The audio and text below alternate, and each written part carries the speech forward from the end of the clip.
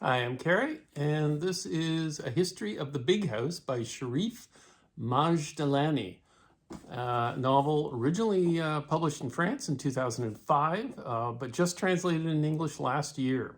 It is excellent, one of the best things I've read so far this year. It is a family history set in Lebanon of the Nassar family. And it charts their rise and fall from a position of fairly great wealth and influence on the outskirts of Beirut in an agricultural area. Now, it's not the usual kind of family saga you might be more familiar with, because the narrator, an unnamed narrator, the grandson of the founder of the family dynasty, named Joachim Nassar,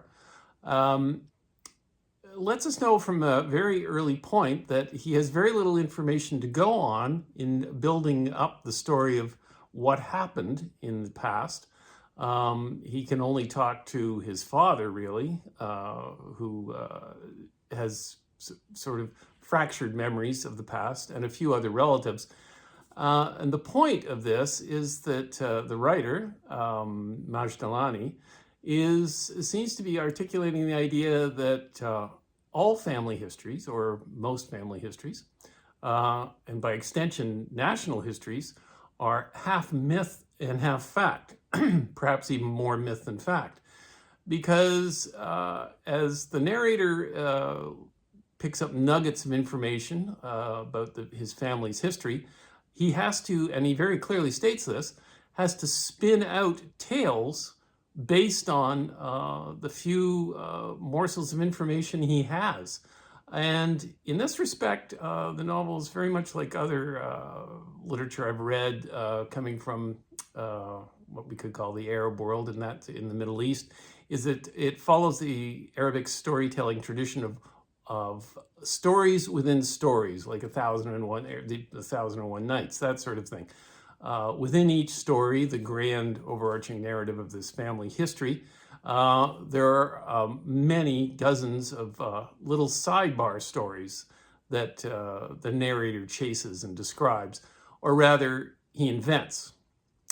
And what pulls this all together and makes it superb is the author's really fine prose.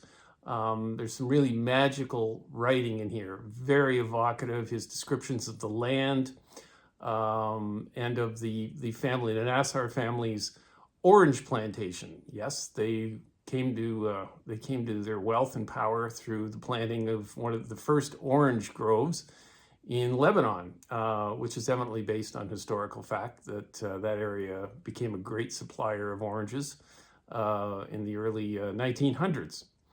And his descriptions of the land and the different peoples, and especially he gives us a very clear picture of how many different ethnic groups and religions were competing for power and commerce in this area.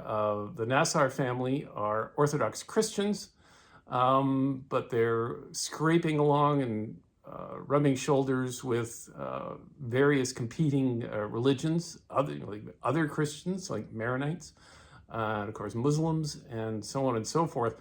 And so it's also a very interesting portrait of Lebanon once upon a time. And the eventual fall of the family is not dramatic, but certainly rooted in historical fact. The First World War devastates their fortunes and their land. And at the end of it, as sad as it is in some ways, it's a delight just because of the quality of the writing and his ability to spin out stories on top of stories of a wide range of fascinating characters and events. So, can't recommend it highly enough. And I can recommend this highly. My own book, Skeleton Palms, noir thriller. Check it out. Thanks.